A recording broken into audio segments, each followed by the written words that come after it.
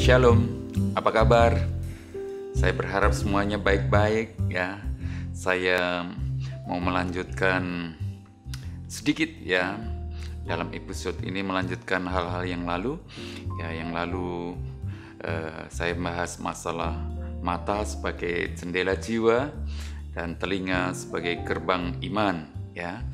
Ini merupakan kompetisi antara Tuhan dan iblis, berkompetisi untuk memperebutkan jiwa manusia. Ya, terus terang, ya kita semua pasti bisa mengingat wajah guru SD kita atau yang mengasuh kita waktu kita masih kanak-kanak gitu. Kita bisa ingat, tetapi kita tidak bisa ingat apa yang dia katakan, apa yang dia ucapkan kepada kita nggak bisa mengingat. Jadi dari contoh ini saya berharap kita bisa membandingkan antara kemampuan telinga untuk mendengar dengan kemampuan mata untuk menyerap informasi sehingga mempengaruhi jiwa kita, mempengaruhi daya pikir kita.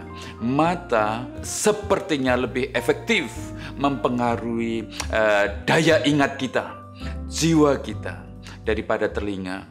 Ya, jadi oleh sebab itu kita perlu mendisiplin mata kita.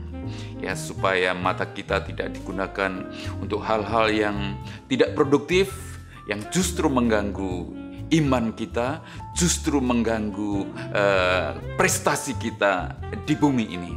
Karena manusia ini harus menjalani kehidupan ini di dunia ini, di tengah-tengah masyarakat. Oleh sebab itu bukan hanya bicara masalah iman. Jadi untuk membawa manusia ke surga, kuncinya cuma iman. Kita diselamatkan oleh iman. Tetapi untuk hidup memperoleh pencapaian prestasi-prestasi di dunia ini, memberikan manfaat kepada umat manusia, itu tidak cukup iman. Iman saja tidak cukup.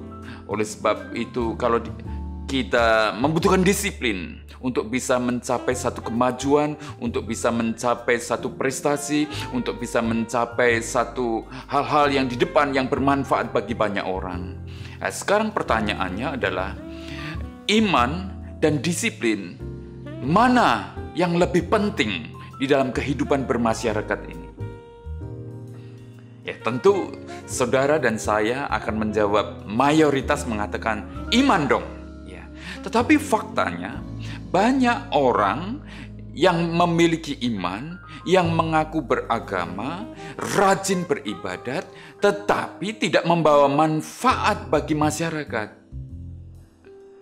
Kelihatannya beragama, tetapi justru membuat masalah di tengah-tengah masyarakat. Ini fakta yang kita lihat sehari-hari. Oleh sebab itu, kalau kita cuma mengandalkan iman, tetapi tanpa disiplin, kita hanya akan membuat masalah bagi orang lain. Oleh sebab itu iman harus diekspresikan, diwujudkan dalam bentuk penguasaan diri, yaitu menguasai diri sedemikian rupa ya, di bidang ibadat kita, di bidang waktu kita, di bidang kemasyarakatan kita perlu disiplin, menegakkan disiplin. Disiplin itu adalah kemampuan kita menguasai diri kita di dalam ketaatan terhadap prinsip-prinsip kebenaran yang bermanfaat bagi umat manusia, ya, tanpa melanggar batas-batas firman Tuhan. Ya, diawali dari dalam diri kita, kesadaran diri bahwa kita memerlukan satu disiplin, memerlukan satu penguasaan diri, memerlukan kita membatasi diri kita sendiri, tidak hidup semau gua sehingga mengganggu masyarakat. Kalau tanpa disiplin, kita cuma akan memunculkan masalah di tengah-tengah masyarakat.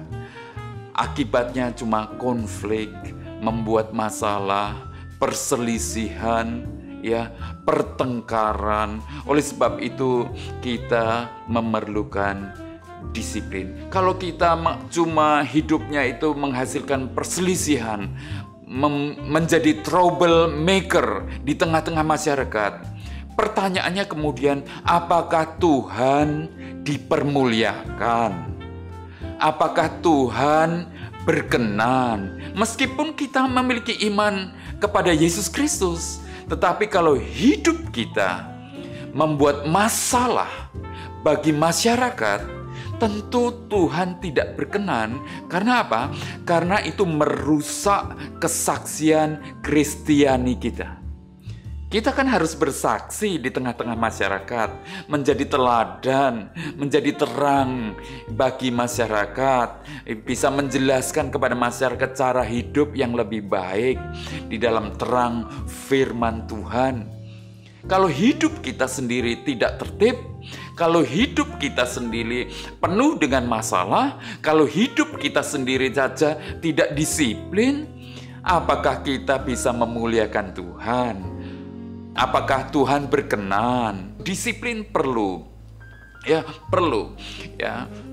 Tanpa disiplin, iman kita tidak terekspresi di dalam perbuatan. Iman tanpa perbuatan sama saja kosong, nol, sia-sia, sama saja dengan tidak beriman, ya. Jadi kita kan harus bersaksi di tengah-tengah dunia, ya, memberitakan Injil kepada dunia. Bagaimana dunia bisa menerima Injil kalau dunia melihat kita menjadi batu sandungan? Cara hidup kita, cara berkata kita, cara bekerja kita, cara beraktivitas kita menjadi batu sandungan, tidak menjadi contoh yang baik buat lingkungan. Ya, oleh sebab itu disiplin diri itu menjadi penting. Ya, tanpa disiplin kita tidak bisa memenangkan dunia bagi Tuhan. Ya, memang iman dan perbuatan, ya, ibarat, ya, buah tidak menentukan kualitas pohonnya.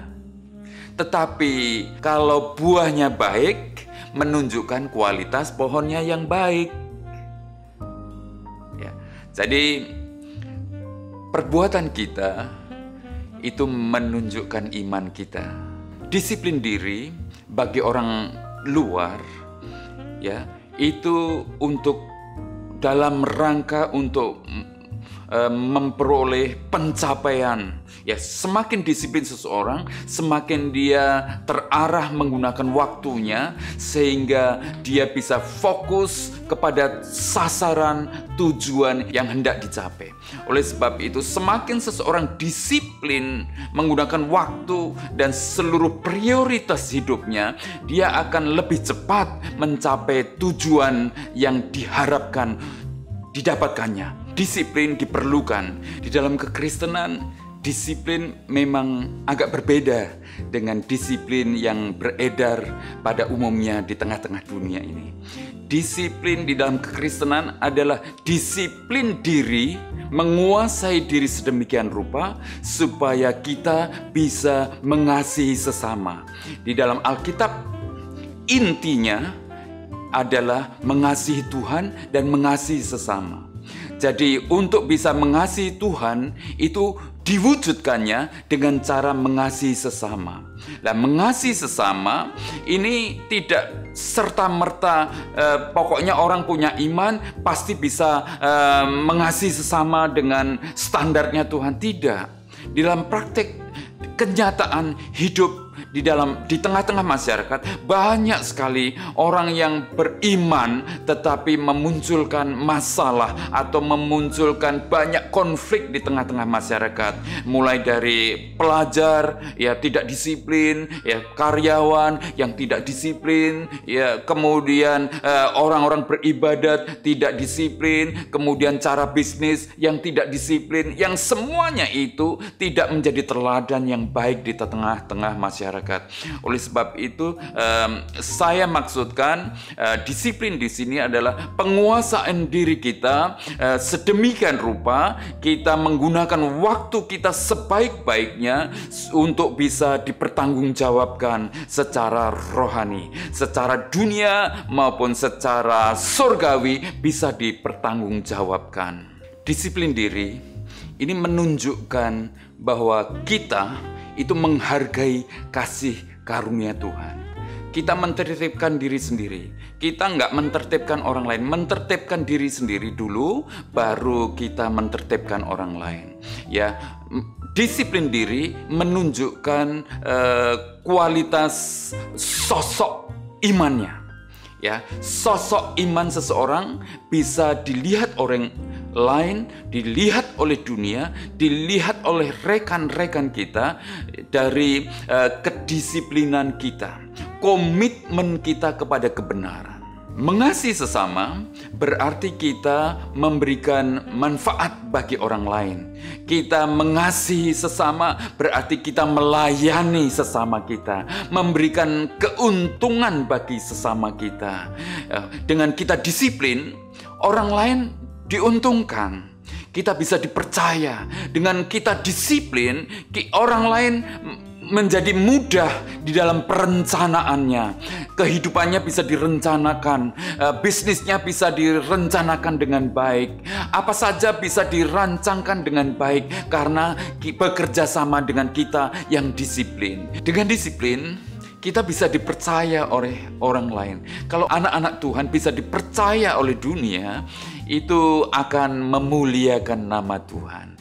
Jadi iman kita terekspresi dalam perilaku kita, perilaku yang disiplin sehingga membuat kita bisa dipercaya oleh orang lain, bisa diajak kerjasama dengan orang lain, ya, bisa menyenangkan hati orang lain, bisa membahagiakan orang lain.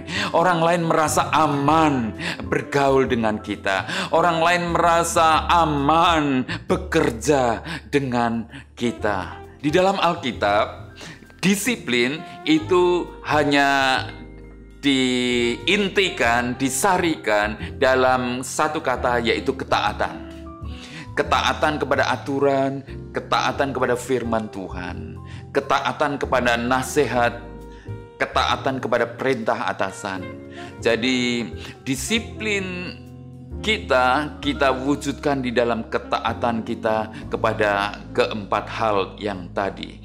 Ya, jadi saya mengajak kita, ya, siswa-siswa saya, murid-murid saya, kader-kader saya yang sudah tersebar di seluruh Indonesia, bahkan sudah tersebar ke berbagai negara. Ya, ini merupakan pelajaran lanjutan, ya, bahwa hidup kita tidak bisa melulu pokoknya kita sudah beriman kepada Yesus Kristus. Untuk menuju ke surga, untuk mencapai kekekalan bersama Yesus Kristus, ya, iman, percaya bahwa Yesus Kristus itu menjadi juru selamat kita yang sudah menebus dosa kita, itu sudah cukup. Percaya bahwa Yesus Kristus adalah Tuhan, itu sudah cukup. Percaya Yesus Kristus akan menjemput kita dan membawa kita ke surga, itu sudah cukup. Ya, tetapi untuk menjadi saksi Kristus di tengah-tengah dunia ini, kita membutuhkan disiplin, kita membutuhkan ketaatan, kita membutuhkan teladan yang baik.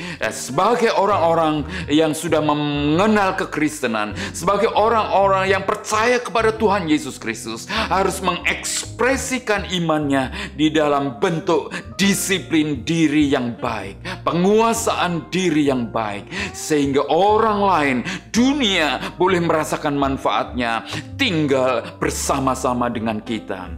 Ya, siswa-siswa atau murid-murid saya atau siapa saja, remaja, pemuda gereja, anak-anak hamba Tuhan harus memperhatikan ini.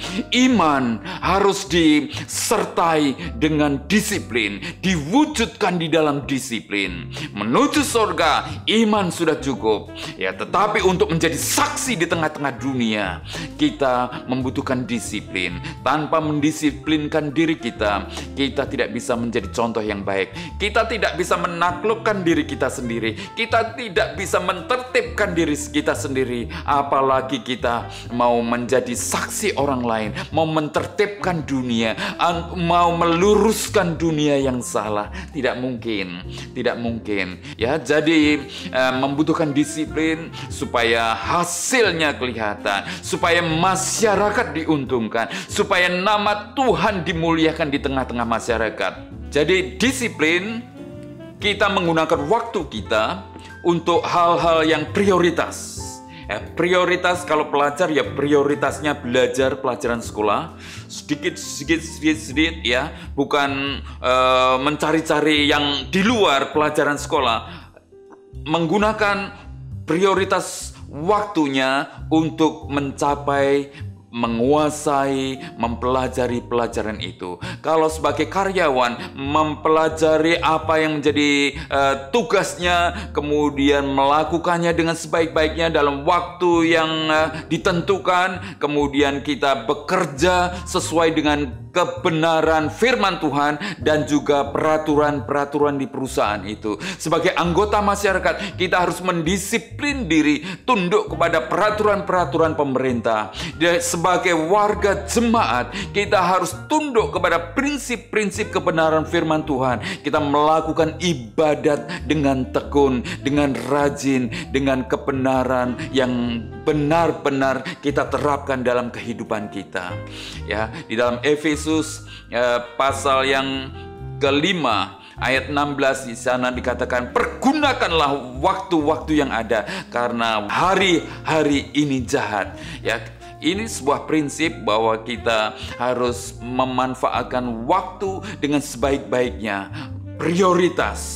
Prioritas kepada kebenaran firman Tuhan, prioritas untuk mencapai hal-hal yang kita hadapi saat ini. Kalau sebagai pelajar, sebagai karyawan, sebagai anggota masyarakat, ya, kita harus melakukannya untuk hal-hal yang produktif. Jangan mencari hiburan-hiburan yang cuma nongkrong-nongkrong doang. Itu hiburan. Nonton-nonton doang, ya jalan-jalan doang, itu juga hiburan. Namun kita, aktivitas kita, pekerjaan kita, hobi kita harus fokus untuk mencapai sesuatu yang bermanfaat bagi orang lain. Ya, diprioritaskan untuk mengembangkan sumber daya manusia kita supaya kita ini menjadi manusia yang berguna bagi keluarga, bagi diri sendiri, bagi masyarakat, bagi gereja. Ya, di tengah-tengah masyarakat ini, mengasihi manusia dengan kualitas yang sebaik-baiknya. Kita harus bertumbuh menjadi pribadi yang unggul. Kita harus bertumbuh menjadi pribadi yang pintar, ya, pintar secara rohani. Kita peka kepada kehendak roh, kita peka kepada firman Tuhan, kita peka mengerti kehendak firman Tuhan, kehendak Tuhan, tetapi juga kita menguasai pengetahuan yang ada di bumi ini yang tidak bertentangan dengan firman Tuhan. Kita mengembangkan ilmu pengetahuan yang sesuai dengan firman Tuhan. Ingat bahwa kita nanti akan mempertanggungjawabkannya. Suatu hari murid-murid Tuhan Yesus berkasak kusuk mempertanyakan siapa yang terbesar di dalam kerajaan Allah, kerajaan surga. Ya, Tuhan Yesus singkatnya mengatakan, ya, yang terbesar adalah yang melayani, ya, yang terkecil yang mau melayani, yang rendah hati. Intinya begitu, ya. Jadi hidup kita di tengah-tengah dunia, ya, kalau dunia mengatakan semua daya upayanya ditujukan untuk menjadi manusia yang terhormat, berprestasi, kaya, berkuasa sedemikian rupa. Tetapi dalam kekristenan, disiplin kita justru kita mendisiplin diri kita, menguasai diri kita. Kita hidup di dalam kerendahan sesuai firman Tuhan. Kemudian kita siap melayani sesama kita. Ya, kita dengan ikhlas, dengan penuh kesadaran, kita melayani melayani sesama kita, memberikan manfaat kepada sesama kita, menyenangkan sesama kita, mensukseskan sesama kita. Dan itu sangat menyenangkan hati Tuhan. Karena apa? Manusia saja disenangkan, manusia saja diuntungkan. Makanya dia kemudian akan melihat kenapa kita berubah. Pada umumnya manusia itu disiplin diri, belajar, bekerja keras untuk mencapai sesuatu prestasi besar untuk keuntungan pribadi. Tetapi dalam kekristenan kita mendisiplin diri kita justru supaya kita hidup dalam kerendahan untuk melayani Tuhan dengan cara melayani sesama, memberi keuntungan kepada sesama dan mensukseskan sesama dan melayani orang sehingga orang itu bisa sukses oleh karena kehadiran orang-orang percaya kepada Tuhan Yesus Kristus. Dengan demikian kita akan menyenangkan hati Tuhan, tapi juga kita akan menyenangkan hati sesama kita. Kita akan berkenan di hadapan Tuhan, tetapi kita juga akan berkenan di hadapan sesama kita. Saya tidak bermaksud untuk menganjurkan saudara memilih antara iman dan disiplin, tetapi iman itu yang utama, tetapi iman harus diwujudkan, diekspresikan di dalam disiplin. Ya, disiplin dalam kehidupan ini di tengah-tengah masyarakat, di tengah-tengah dunia, di tengah-tengah gereja Tuhan. Terima kasih. Selamat menikmati kebenaran ini. Mungkin orang lain berbeda dengan saya, silakan. Tetapi saya memiliki keyakinan teguh bahwa iman kita harus diekspresikan di dalam kedisiplinan, dalam kehidupan di tengah-tengah masyarakat. Supaya kita berada di tengah-tengah bangsa ini menjadi saksi Kristus. Amin. Tuhan Yesus memberkati.